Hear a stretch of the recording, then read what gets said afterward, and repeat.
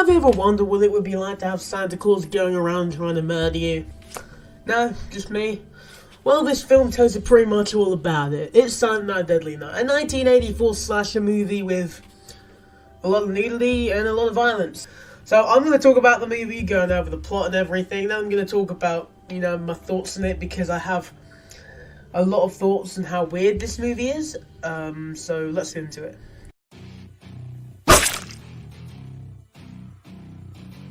The film opens on Christmas Eve, where a young boy named Billy is with his family at a nursing home to see his grandfather, who doesn't speak and doesn't really do anything. But when his parents go away with the doctor, bro suddenly springs to life, and he's just like, Billy, young Billy, you young whippersnapper, you better not be naughty or else Santa Claus is gonna come get you.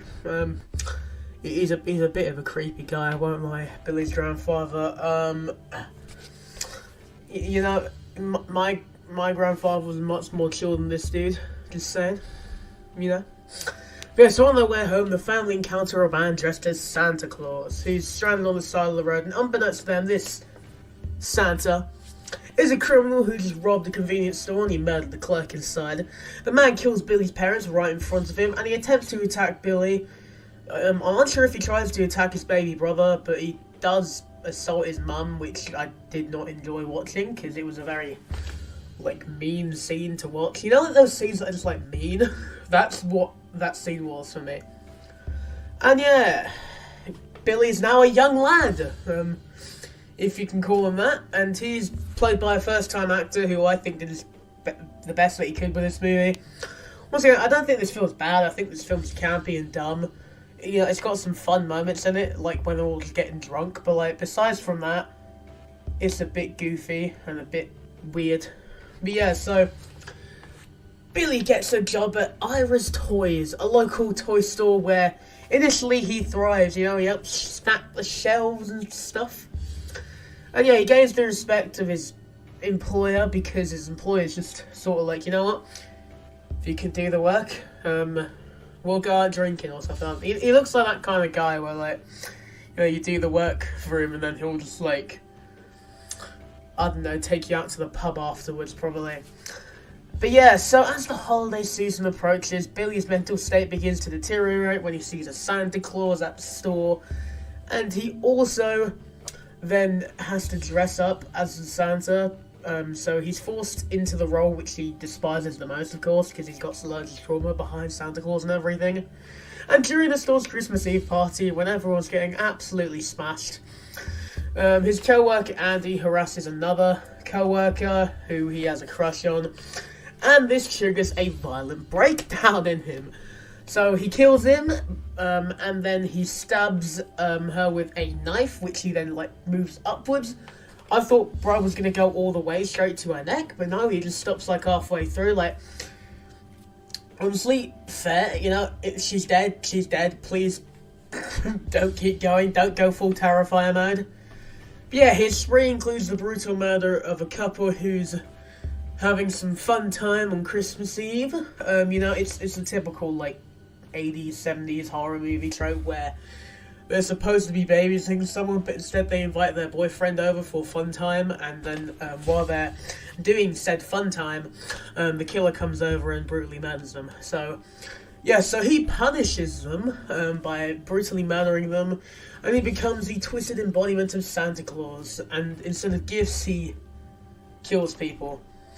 But yeah, so one of the sisters at the orphanage where he lives at, because that's where he went after his parents were killed, learns of Billy's breakdown and she tries to find him. Meanwhile, he makes his way back to the orphanage because he wants to kill the mother, not the mother, Mother Superior, who is the nun who beat him as a kid, because I don't know, she just seems like a terrible person, I can't lie.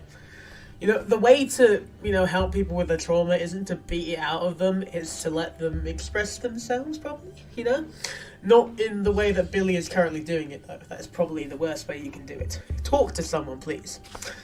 But yeah, he then goes there and he kills a cop, and he just... This is actually a really cool shot, because, he kills him and the cop just falls down the stairs, it's great. And yeah, as Billy goes to kill Mother Superior, though, he is shot and he dies. And then, you know, the film ends with it just sort of lingering on Billy's brother, like, yeah, that's next. And well, we all know the memes from the second movie, and I'm not going to talk about those yet, because that's for the next video. If that's the next video, I don't really know what I'm going to do next video. This movie is definitely a good holiday-themed horror movie that's probably as provocative as it is disturbing as all hell. Billy's descent into madness in this movie is kind of interesting because some people are like sympathetic for him, like one of the nuns, and other people, Mother Superior mainly, just despise him like for genuinely no reason. Like bro had his parents killed, he was traumatized, and then as a kid he sees like two of the other people at the orphanage doing it, and then instead of, you know, telling him, you know, probably a age-safe way of explaining it to him, she just beats him.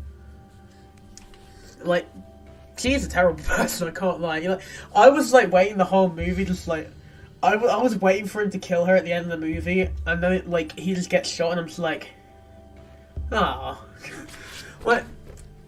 Okay, but like, genuinely speaking, like, there's a character in this movie who actually deserved it. You know?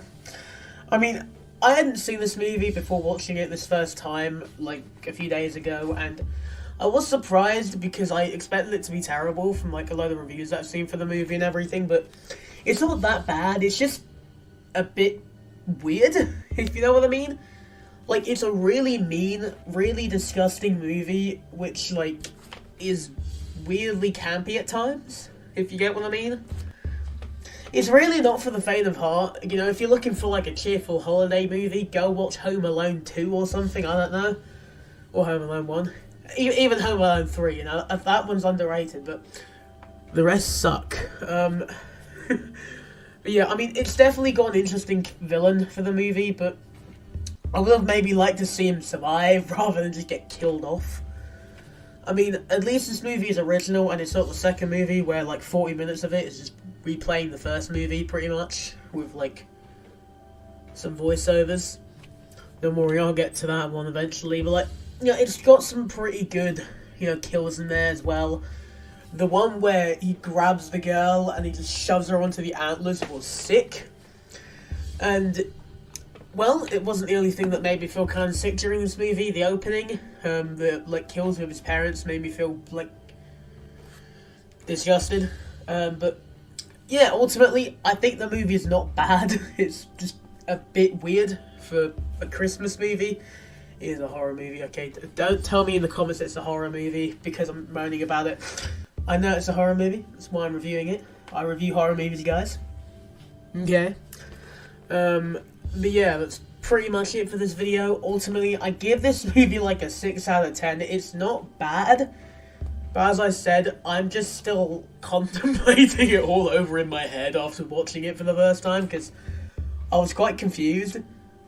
Once again, still think he should have killed Mother Superior. Still think he probably should have lived. Moral problems are all going through my head right now, and I'm gonna go think about it while I'm editing this video. So thank you for watching this video. Let me know your thoughts on the movie in the comments. I'm gonna be trying to review the whole series throughout December, so if you do enjoy this video, lots more to come.